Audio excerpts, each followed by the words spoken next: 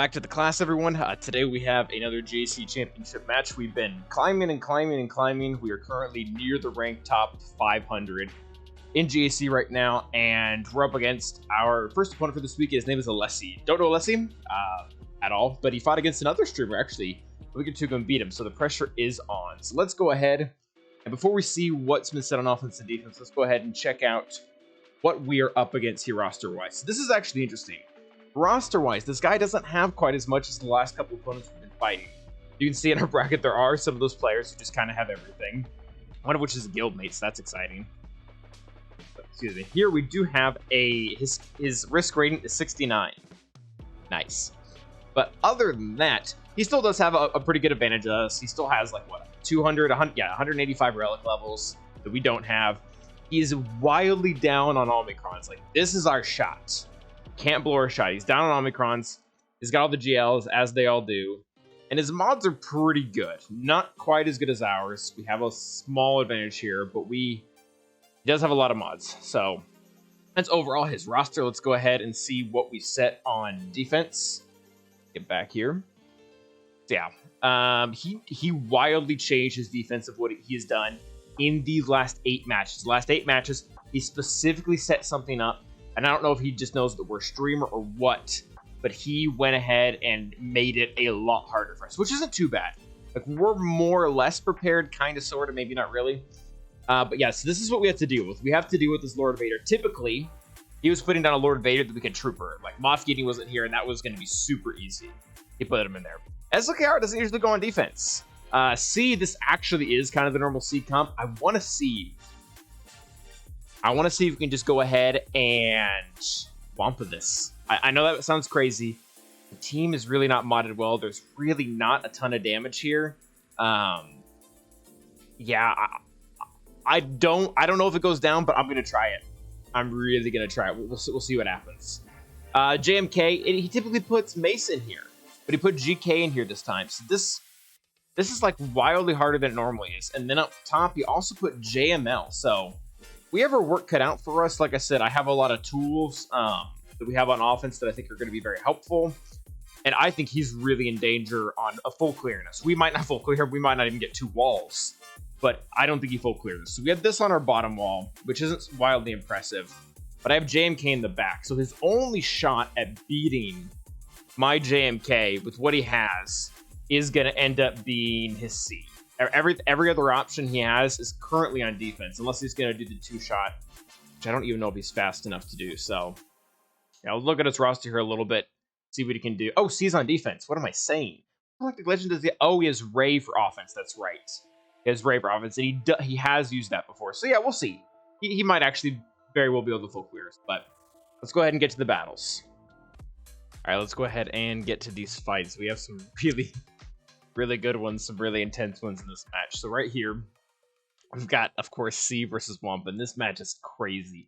The opponent SEE has 190k health, which is a lot. So this was a really big learning experience to see exactly what are the limitations of this counter. I know we've seen some people doing it, really not knowing what is doable and what is not doable. Like, I had a really big concern of Marauder here, because Marauder on his special, if he crits on it, spoiler, he crits all 3 times. He lowers our max health by 15%, which really sucks, because when he does that, our bonus protection is also ends up being lower. But you can see that we're able to build enough damage up here in the very beginning that we're able to kill most of the other ads, and it's just Marauder and Wampa now. So we're just trying to build up damage, countering when we can, which is very little. Eventually, we do end up taking Marauder down. I actually, rethinking this, I should have gone after Wampa. My thought process on it was that if I left Wampa, I would just leave someone that would have dots over there.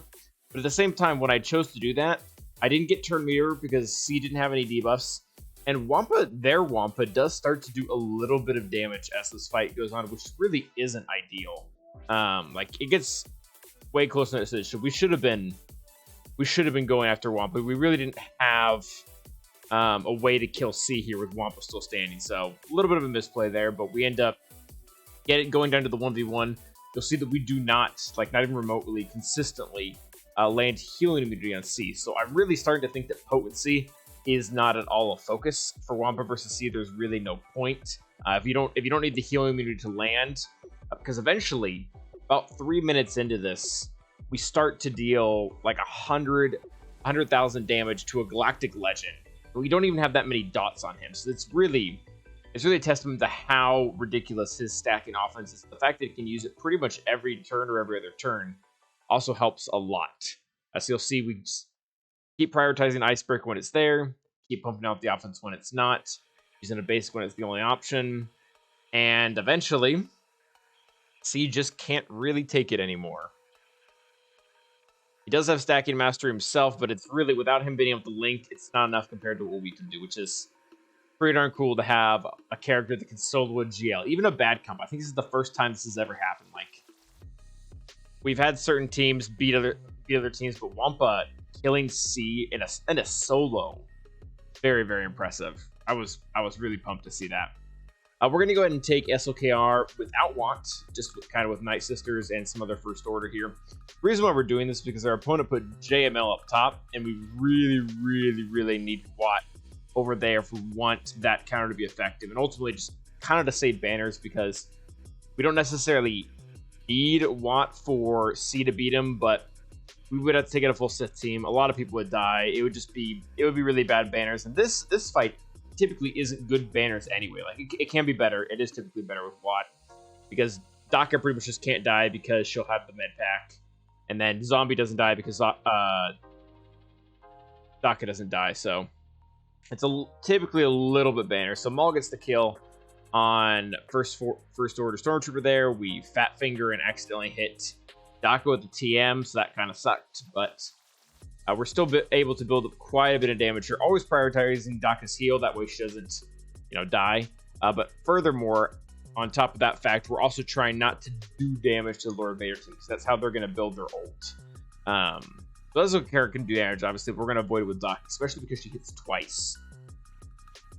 And we just get to this point where they've hit their ult by now, and we're just trying to do damage. I'm really trying to use the AoEs here, and really hoping to kill Maul on them, because really Maul's the only threat of killing us. After Maul's dead, we can get just complete garbage RNG, and at the end of the day, SLKR is going to have more damage output than. So from here we're fine. Daka can die, Stormtrooper can die, Zombie can die. They can all die. It doesn't matter. And Daka, this is really the issue with not having.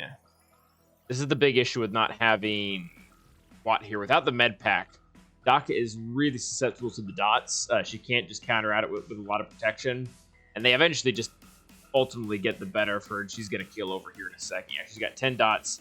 Even if we're able to cleanse them every now and then, without the med pack there, it's hard to consistently get her above the amount of health she needs. For the armor shred didn't help, but yeah. So Lord Vader go ahead and he takes out everyone here, but this 1v1 fight he can't really win, especially because he can't do damage to us while we're in ult. So we just keep hitting him and dropping his health, and there's nothing he can really do about it. One big hit to finish him off and call it good. Next fight, so this one, we're running into this more and more where opponents putting down like 5 Galactic Legends all on the front wall, which is, for one reason, it's kind of nice, because then we know what we need to do, which ended up being the case with this guy. So he has JMK and SLKR on the front wall, so I knew that I needed my Jedi to beat his. I knew that I needed my Jedi to beat his SLKR in defense. So we can't use the full Jedi team to beat his JMK Padme.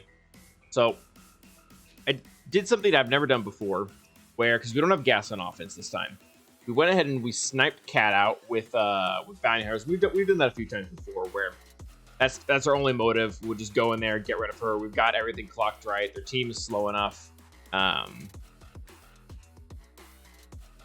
this team just ends up dying, and it doesn't really matter at all. And then we're not going to come with gas. We're actually just going to come with JML. We're going to come with JML without the super team, without Jedi Knight Revan, without Jedi Knight Luke, and just kind of hope it's enough. We did burn the cooldowns, not quite perfectly, but almost perfectly. I really didn't want to come in with JMK having tenacity, or being able to put tenacity down or up on everyone. So we're able to get in. We're able to land ability block on the 2 AoE cleansers that both have turn mirrors. So that was really, really good. We're able to get things going here. Build up our lead ability by keep calling in JMY. Trying to focus on JMY rather than Camp, because with Padme here, he's generating more protection up than I think he's really doing good for. So again, just trying to call him as many times as we can, because that's really getting through GK there. I end up using a basic here just because the other abilities are really not that attractive at the moment. They do get ults, but it's, again, not a super huge deal. Calling Jolie there for fun to get his protection up, and now at this point we burnt through their kind of a savior-esque mechanic. So now we just have to get through GK again. It's kind of stinks because we get ult and JMY isn't here for it, which means he doesn't really get the ult boost. You can see that everyone now has, I don't know the exact wording, like the I forget which one's which, but like the inherited teachings buff, and then when JMY comes back, he doesn't get it, so he doesn't get to ignore taunt, which is kind of a pain in the butt, because we're going to be able to bring him back right here with Jolie. And at this point, I believe they've lost their ult. So with no ult, they can't really ignore taunt. And I think we just commit. We just commit to GK. We already have him worked down, so we just keep going after him. Padme had damage immunity there, so there's no sense hitting her. We do work our way back around her just so we don't have to deal with her constant protection up whenever we're throwing in our lead ability, or really any assist. She's pretty tanky, calling in Jolie there. There we go. Now she's down, and then at this point we just target Ahsoka and hit auto, because there's really nothing they can do. They don't really have enough damage output. And the AI actually surprisingly plays JMK very well. Or sorry, JML, not JMK. It plays JMK terribly. And there we go. Ended with a nice 39. I'll take it. Like I said, the whole point of doing all that whole two-shot business was specifically so that we could have Jedi Knight Revan and Jedi Knight Luke for his SLKR team. So this is pretty clutch. Everything really goes off without a hitch. He did have a pretty well modded Lobster. It had like full protection primaries. Didn't have defense sets. Really nice. We did make fun of his SLKR a little bit because it had crit chance sets. That was fun. We tried to lower everyone specifically here so that we didn't kill anyone, because I didn't want Lobster to come out early and for him to clear the foresight of Jedi Knight Revan. We end up being able to one-shot them, and this really, this counter doesn't always go perfectly. Sometimes you don't land the ability block. Sometimes you don't kill Lobster in one hit. But man, when you do, look how clean this is. This is ridiculous. Absolutely ridiculous. Yeah, we're gonna end up finishing here with just super high banners. We're just waiting for Jedi Knight Luke to get back to his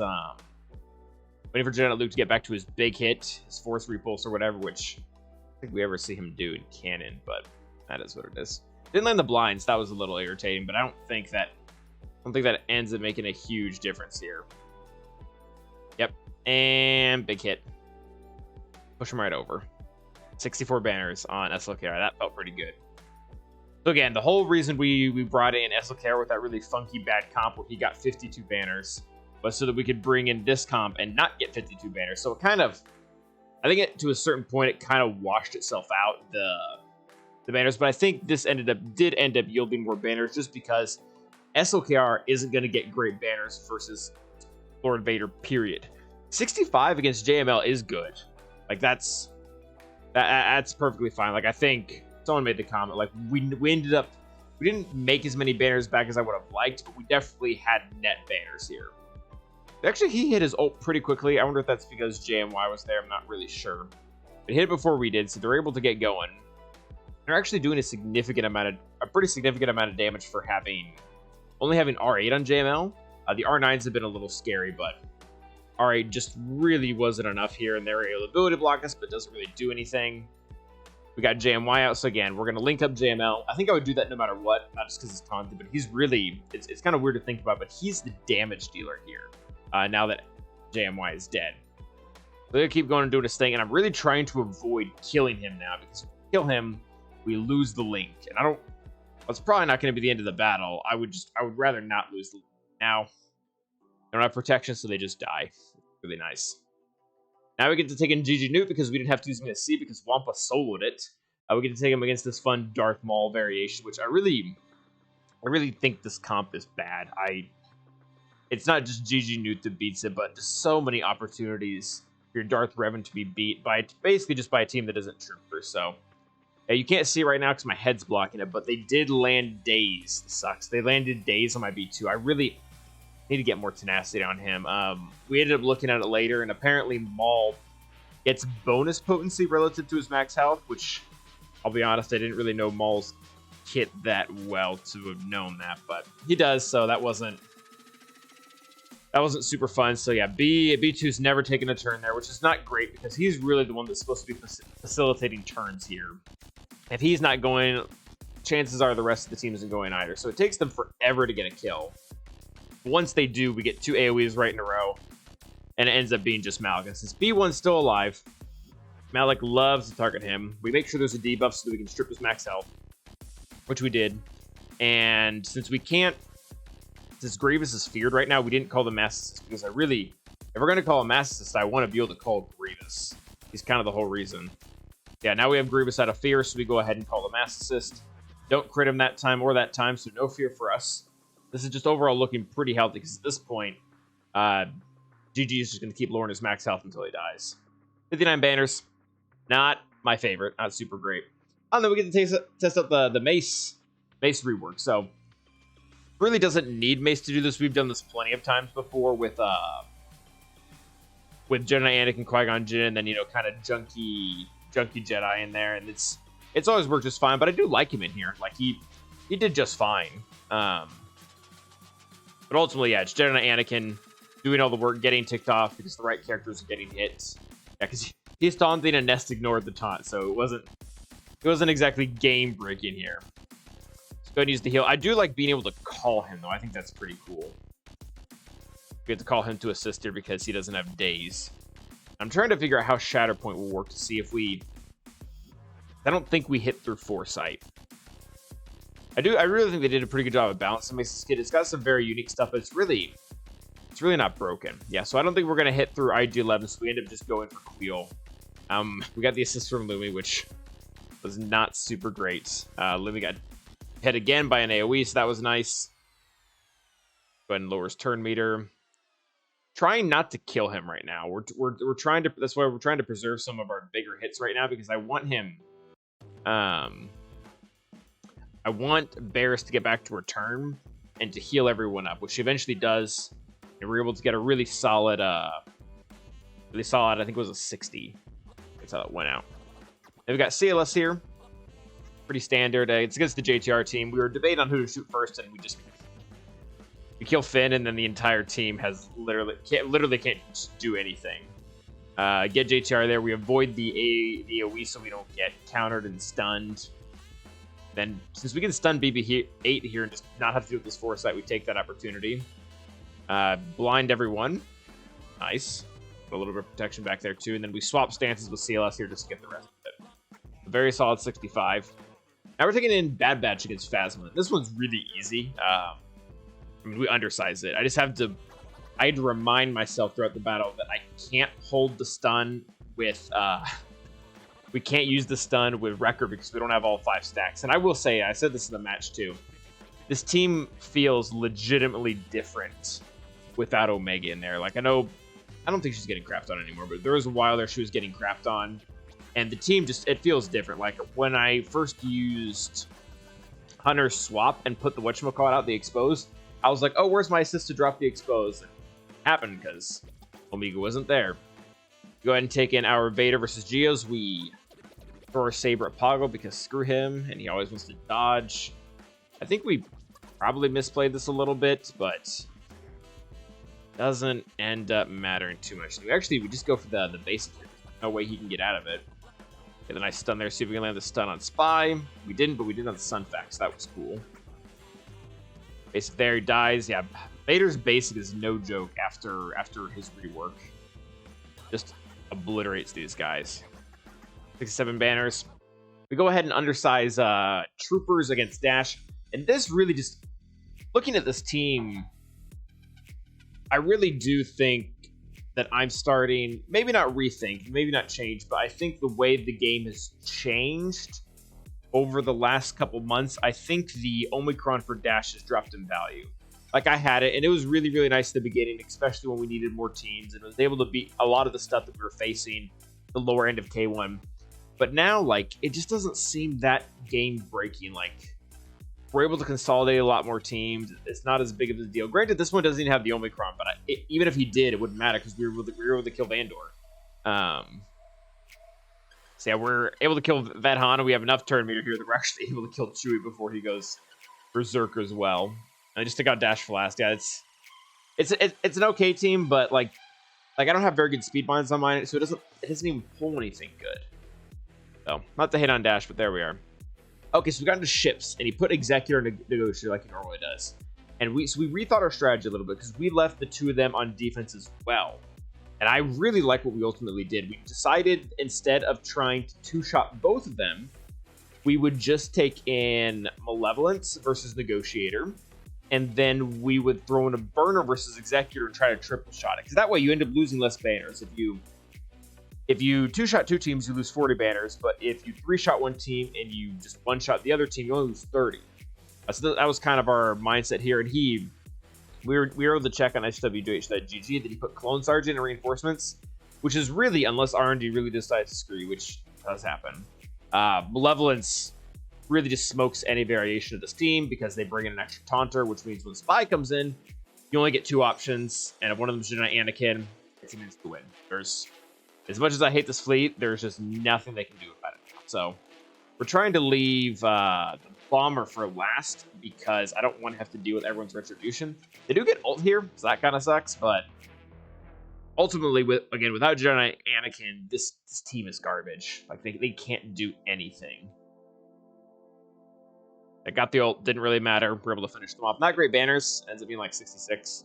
And they're taking in our Resistance fleet, if we'll call it that. No offense to the Resistance fleet, but ours is bad. Like, my Haldo, not even 85 right now, just because I don't have ship credits for her, unfortunately.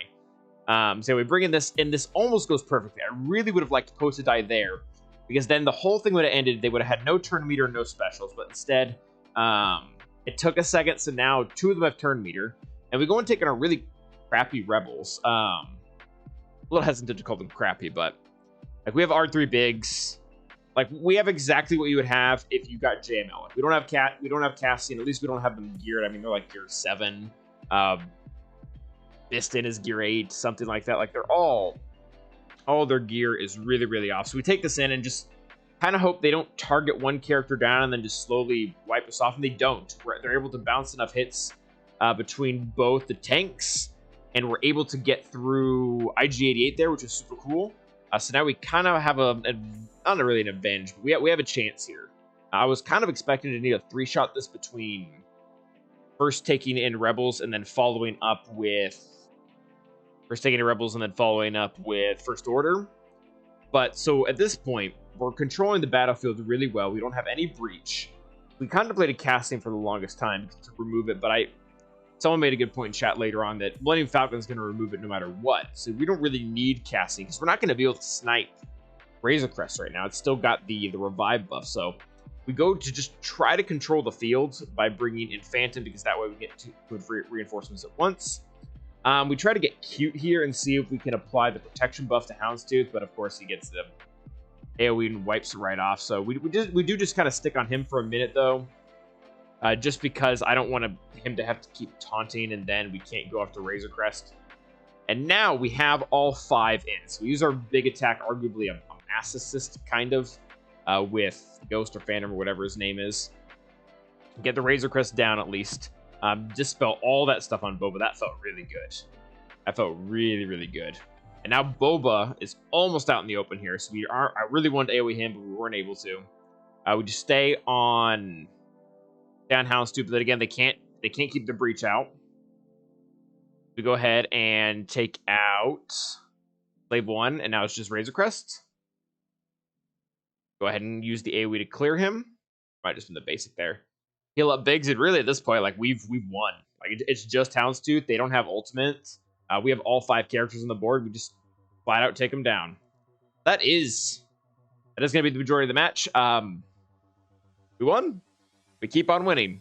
We keep on winning. He did okay overall. He was able to one-shot our front wall. He failed one battle on JMK. I'm guessing he timed out using his Ray team. That's the only Black Legend he has on offense. And it was just JMK standing. And then up top, this must have felt really bad. So we were actually watching when this happened. He failed on JTR, but it was only Resistance Hero Poe standing. And he had yellow health. And then he went in again. And Resistance Hero Poe came out and he had green health. So he tried to one-shot R1 Resistance Hero Poe or something. And just ended up healing him. So not really sure what happened there. But coming into ship, he needed a 7-2 on both fleet. So between these three fails, he wasn't getting 72 on Executor Negotiator with his own on defense and not good rebels. So he was able to one-shot Negotiator. I didn't do the math, but you probably could there to see how far he was away. And then he just couldn't get through. He couldn't get through our Executor. So that is the match. We did go ahead and take the win. I think we were probably at the highest in Grand Arena leaderboard than we will ever be. We've had some really good matches, but at the same time, we've encountered a little bit of luck. And we're now currently sitting at 360. Yeah, we're currently sitting at 360 on the leaderboard, which is really, really cool. So I want to make sure to get this in here. And our next opponent, gonna be a rough one. But okay. Thanks for watching, guys. Appreciate it. Remember to like and subscribe. It really helps the algorithm get things going. And until next time, stay awesome.